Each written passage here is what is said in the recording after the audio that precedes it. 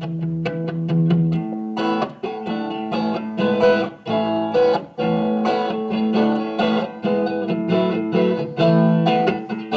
to Eye on Paulsboro. First of all, we're happy to be back with the show. Irma is not here. This is a rare occasion where Irma is in Florida.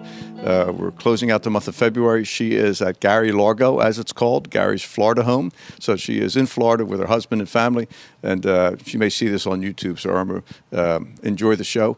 We're coming to you from the Gill Memorial Library, actually the new wing. We've been here many times. It's just a beautiful place. We're late in the afternoon. Some of the kids are trickling in. It just has such a good feel to it. So this is, as we conclude February, it's recognized as Black History Month.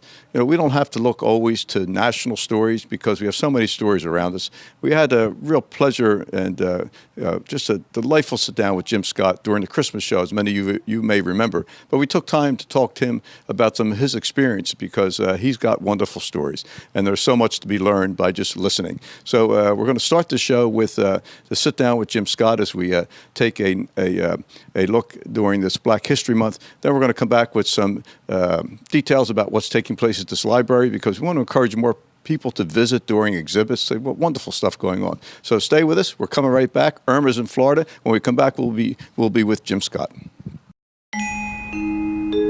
Multi-policy discount. Paperless discount. Paid in full discount. Homeowners discount. Safe driver discount. Chipmunk family reunion. Someone stole the nuts. Squirrel jail. Justice. Countless discounts. Now that's progressive. Call or click today. Thinking about a new appliance or an LCD TV? Don't think twice.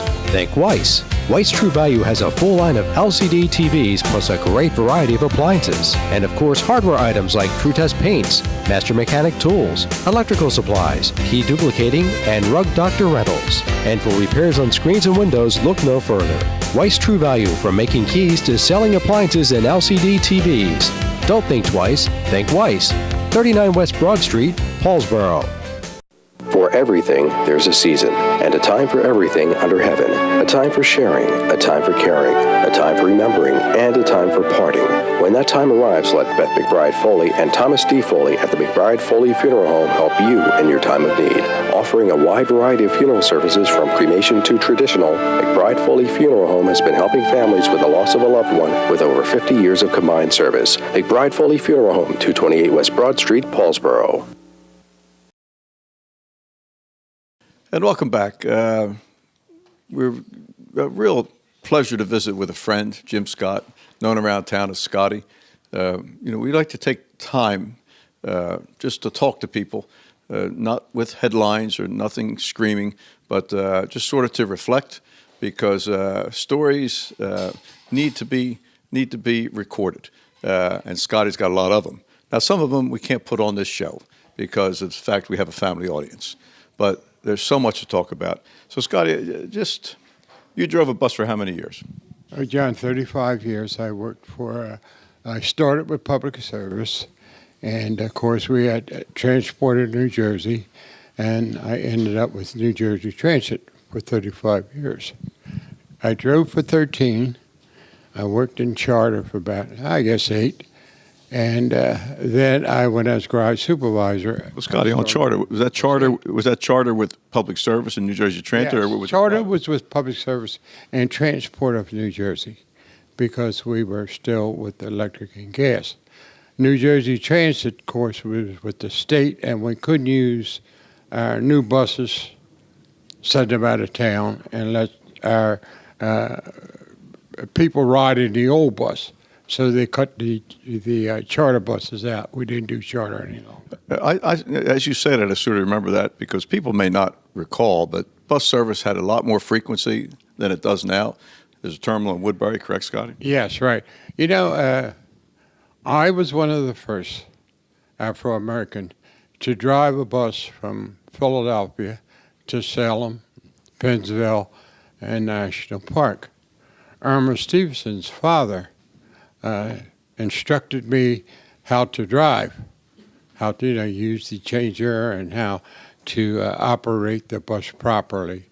When I started to drive for public service at that time, And Irma's father says to me, he said, Scotty, I'm going to turn you loose on your own. He said, on your own, you're going to have problems. But either you're going to learn to solve them or you'll quit. One of the two. And I always thought about that when I drove. Of course, I did have problems, but we solved them. And we are like we are today. Very, very good. Very close family. Very much so. Well, different bus than today. I traveling on the turnpike as much as I do. These buses look like rolling houses going down the street. I mean, these things now are automatic, power steering. It wasn't always the case, was it? Yeah, well, John is all right as long, even with us. Of course, we did a lot of off-the-road stuff. We was either up in Niagara Falls, or I was in Montreal, or Florida. And, going to Niagara Falls, up off of 81, they used to do a lot of construction. So you really had to go up through the mountain. And a lot of times you didn't know where you were because there was no signs. And it was foggy, so I loved the gear shift. Because I could make the bus do what I wanted to do, rather than automatically wait for it to shift. So there was a big difference for me, yes. And when you started, no air conditioning? Little air. Little air. Yeah. Yes, little air. Put the windows down. Yes, and then, of course, the buses got newer. And the older type bus, I remember when you had your place and you had told me, you said, Scotty, I want to show how large my building is. Can you put a bus? He's talking about Hill Studio. We did his promotional shot. I called Scotty and said, I need a bus to demonstrate how big the studio is. And Scotty said, what time you want it? Yep. And we backed the bus down inside that Gill Theater. Barely got it in, by the way. Yes. Yeah, because the ramp was got it in. you got it in. Yes, John. Tell me, you told me a story once before. You maybe even touched it on the show at one time. But you were part of a bus caravan that made its way to Washington, D.C. for Martin Luther King's speech. Yes. On the Martin Luther King speech that I had a dream, my boss up in Camden called me that day and asked me, of course, how did I feel about Martin Luther King? And I said to him, the best thing in the world that happened to not only us, but to everyone. So he asked me, how would you like to get down on that march? I said, I would love it. I got a new bus. I went over to Philly, and was no 295. We come down 130. And when I got to Delaware, there were more buses, more people on the Delaware Turnpike, Maryland Turnpike, that never got there because they had old school buses and the school buses had broke down. When I got into New York Avenue, the Army took us in. They would take 12 buses, that's three Jeeps. One Jeep had a sign, follow me, a Jeep on the side and the back. And I went right to 16th Street, and of course right across from the monument. And I could sit in the bus and hear, I could see Martin Luther King giving the speech. That's how close I was to him. That's a big part of history. And aside from what we all recognize of the day and the significance of it, think about the mechanics of how many buses trying to get into Washington, D.C. If you've ever driven a car there today, that's hard enough. Can you imagine what Scotty's describing about caravans of buses coming from north, south, and west? Everywhere. Buses was coming everywhere. It was so many people that they just looked like a nest of bees when you got out of the bus and you just looked over the people. It was amazing. So did your particular bus have a reservation to get in, or it was just by stroke of timing that you were able to get in? No, it was, I guess, stroke of timing, because we got the bus once you got there.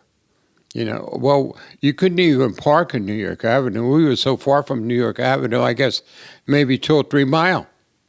And then you had to keep in line, had to keep easing up until you got to where the Army picked you up. Were people patient on the bus? Because there had to be excitement to get there, and then suddenly now you're crawling once you get into the city. Well, John, I guess I don't know what they did really, because, of course, my bus had started to have laboratories on them, but the people out on the highways, I don't know what they did, John. It was hot, so it was just unbelievable. Yeah, Scotty, you covered a lot of miles and you covered a lot of time. You were part of history in that whole day. Yes, John. During the time that you're doing it, I imagine that you don't really think about it. But after it's done, and you sit back down and you say, I probably was in our area the last person that really seen Dr. King alive, and to be that close to him. So, yes, well, of course, a lot of other things. We took a lot of other tours, too.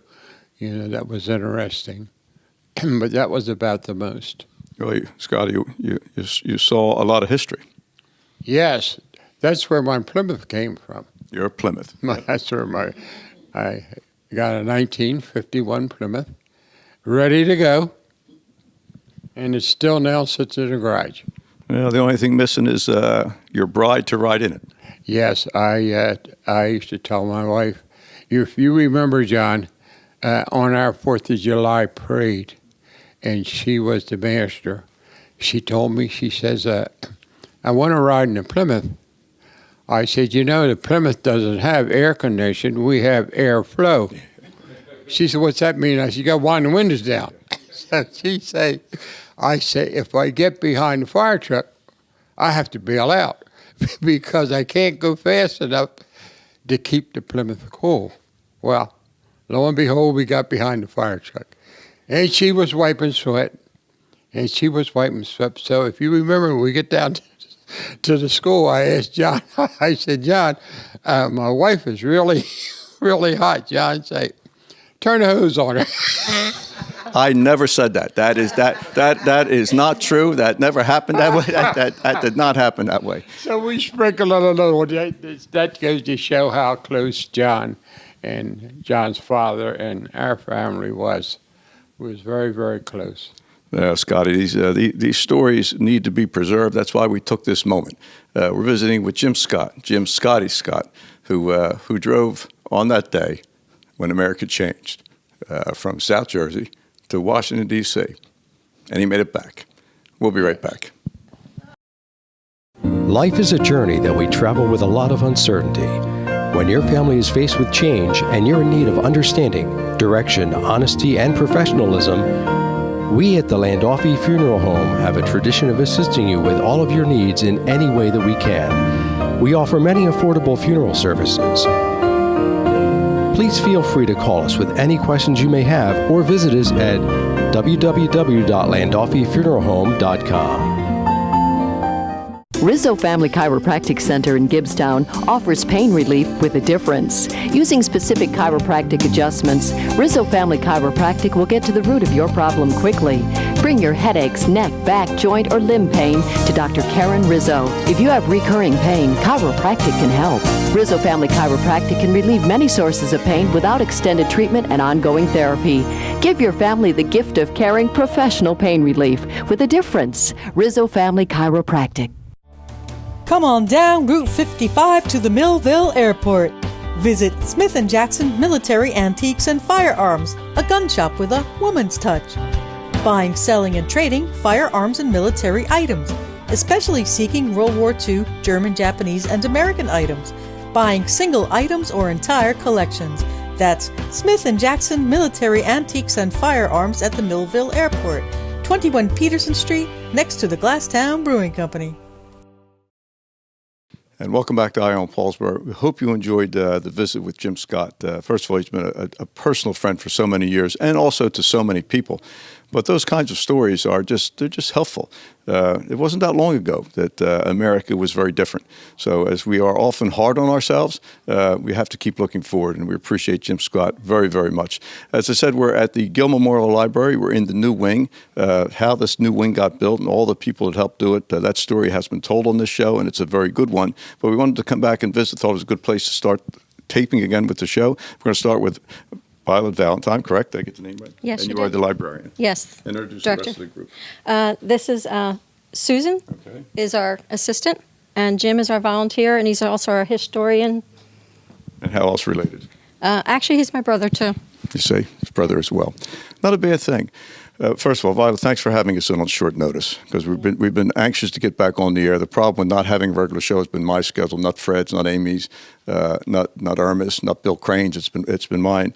But thanks for having us. And first of all, the place looks wonderful. I mean, it looks like the day we walked in when we had the show announcing that it was going to reopen with its new wing. Yes, we've had a lot of kids come in after school. We've really had a nice group of kids coming in regularly. Right? Well, Yep. Well, as you say that, because when I came in, the computers, people were sitting down at the computers.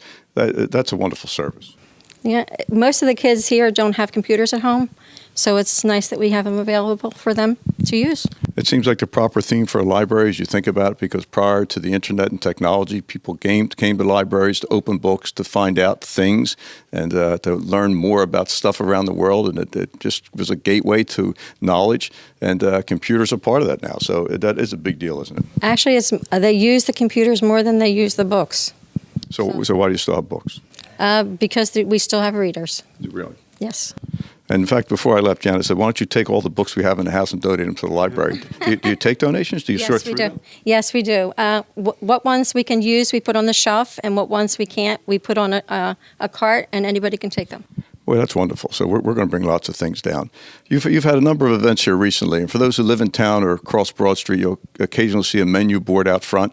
I missed the most recent one, which was involved vintage clothing. But tell us about what this library is doing more than just opening the doors for books and computers. Well, we're trying to get programs in. We have some reading programs, a story time. We have crafts. Jim has the open house. It's every Saturday, not every Saturday, the last Saturday of every month. And we try to display different things in our collection. And what does that mean, Jim, when you say open house? We set up a different display each time because we have so many different items now that we can split it up. We can do clothing. We can do the next one is furniture. We're doing genealogy after that because we do have a good collection of it upstairs. And then after that, it is the Notes are good. it's the Paulsboro High School's in May. So we do a different thing each month so that we can have something different for different people to come in. We had about 37 people through this time, so that's really good for us. Do people have to be members? No, they don't. Anyone can come in. Very good. We've had people come from other states who have lived here in the past, and they're coming to check on genealogy records, or they just came by to see a historic site, and they stop in too. Now, when you say genealogy, what does that mean? It's the history of your family. Who was your mother? Who was your father? Who was your grandfather? We can go back generation. I'm back about 5 generations on my own family tree. And that's the original reason why I came here, because I started trying to find my own family genealogy. My grandfather owned a meat store on Washington, Chestnut Street. So Also a taxi the company. taxi service, yeah. Yeah. Taxi So service. when they come here for genealogy, this is just a great curiosity because you see Ancestry.com on television. I'm afraid to put my information into that, but that becomes a different kind of story. What happens is if we have our information on there, but if you're still alive, they won't post it.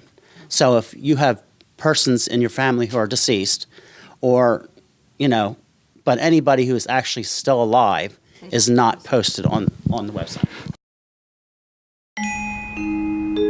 Multi-policy discount. Paperless discount. Paid in full discount. Homeowners discount. Safe driver discount. Chipmunk family reunion. Someone stole the nuts. Squirrel jail. Justice. Countless discounts. Now that's progressive. Call or click today. Thinking about a new appliance or an LCD TV? Don't think twice, think Weiss. Weiss True Value has a full line of LCD TVs plus a great variety of appliances. And of course, hardware items like True Test paints, Master Mechanic tools, electrical supplies, key duplicating, and Rug Doctor rentals. And for repairs on screens and windows, look no further. Weiss True Value, from making keys to selling appliances and LCD TVs. Don't think twice, think Weiss. 39 West Broad Street, Paulsboro. For everything, there's a season, and a time for everything under heaven. A time for sharing, a time for caring, a time for remembering, and a time for parting. When that time arrives, let Beth McBride Foley and Thomas D. Foley at the McBride Foley Funeral Home help you in your time of need. Offering a wide variety of funeral services from cremation to traditional, McBride Foley Funeral Home has been helping families with the loss of a loved one with over 50 years of combined service. McBride Foley Funeral Home, 228 West Broad Street, Paulsboro. So when people come here to trace their genealogy, what are they going to see? Jim has created a database. So there's probably about 73,000 entries in there. And there's birth, deaths, marriages. There's real estate in Paulsboro. There's Paulsboro High School. I have a lot of people come in for the high school because they say, oh, my parents graduated from Paulsboro. What year? They don't know.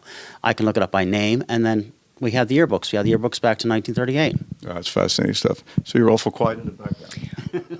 He also has photographs we went through, and we have photographs. They might be old wedding photos. They could be high school yearbook photos, sports photos, businesses in town. So that's always interesting, too. You may not have a picture of someone, and we might have their high school picture here. I had no idea that you had expanded into that area. The Record newspaper a few years ago gave me about 6,000 or 8,000 photographs. Many didn't have names. They didn't know who they are, and they're just in a pile. So what we're doing now is we're separating them. If you're a person, you were in the Record newspaper, I'm starting from 1980 and working backwards. I'm up to 54. So what I do is I match the picture of the person that the Record gave me with the article and where it was in the paper. Well, that's good work because once you do, well, I was going to say that, but once you do all that and that registry is established, it's just a wonderful service for people to be able to reach back. What are the hours of the library? The hours are Monday through Thursday, and it's 1 to 8, and Saturday is 10 to 3. Okay. Did we miss anything? You got notes, Sue? I feel bad, but I have notes. Twice a month we have story time. We'll have two volunteers, Miss Kelly and Miss Kim, and they like Is that adult story time or children? children. And It's children's story time. different activities that the kids can do with them. We do different crafts. Last month we made imaginary friends, but they were made out of marshmallows with paint that you could eat. So the kids made their friends and then ate them. We have them Wait. usually I'm struggling with this a little bit. I would have had fun at that. That's really cute. And the pictures are online on the Billingsport page. We're trying to, and on our Facebook page, we had a Valentine's card making workshop and tea. We had tea in the room there so moms and dads or kids, aunts and uncles could come in and have tea. The kids loved it. There were a couple little boys who were really very excited, very gentlemanlike. They had a good time. We're going to do Dinosaur Month in May, and I'd like to plan a Will it be real dinosaurs? Or? No, we're going to let the kids create their own dinosaurs, pull out a lot of dinosaur-themed books, things like that, and make little terrariums. And Shark Week, I'm also looking forward to, I don't think we've ever done it before, but in October, I'd like to have a community, but we'll have it here, a scarecrow competition. Build a scarecrow, see if I could get some prizes together from like local businesses. Well, I'm sure they'd be happy to cooperate. You know, libraries should be a place of imagination. So I'm hearing marshmallow people that you can eat and dinosaurs and tea parties on Broad Street in Paulsboro. It's wonderful work, folks. I mean, this is an important place for people to be able to come to. And again, membership required to take out books, or how does it work? To get a library card, if it's a child, you bring the child in with the parent, and the parent has to give us some form of ID, whether it's driver's license, a utility bill with their name and address, just so that we know that they live in Paulsboro. And are you connected to the Gloucester County Library System? Actually, we're not connected to them, but we're in a consortium with them, which means we share our materials with like 22 other libraries. Okay, so if a person is a member of the Gloucester County Library, can they come here as well? Yes. And they can take books out, movies. Very good, very good. This is a delightful visit, and you know, away from traditional library work, these programs I think are just of great value. And the depository of these historical facts, stuff needs to be preserved. Now, what happens if a person wants to make a donation before we close this segment? Suppose they have something they think is historically significant to Paulsboro. They can bring it in, and we have to kind of look at what it is to see if it's something that we can accept. Furniture is a hard thing now because you know as well as I do, we just don't have room. There's very little things that we would not take. We had a recent story where the Martins family, their parents passed away. She brought boxes of stuff in Okay. And what I did was I organized it, put it out by date, and I filed it. Okay. She called me from Florida last week and said she needed their passports. She stopped in and got them. Wow, good story. Yeah, very, very good story. We are having a delightful visit here at the Gill Memorial Library. If you're not a member, you should consider becoming one or at least stop in. But keep an eye on the menu board. And what is the Facebook address? Because people can follow this calendar, I guess, there. It's Gill Memorial Library. Yeah. And then Paulsboro. there's a separate one that's helping preserve Paulsboro's past for the future. Very good. Excellent. We will be right back. We'll close the show off from here. As I said, Irma is in Florida, and we'll be right back. Life is a journey that we travel with a lot of uncertainty. When your family is faced with change and you're in need of understanding, direction, honesty, and professionalism, we at the Landolfi Funeral Home have a tradition of assisting you with all of your needs in any way that we can. We offer many affordable funeral services. Please feel free to call us with any questions you may have or visit us at www.landolfifuneralhome.com.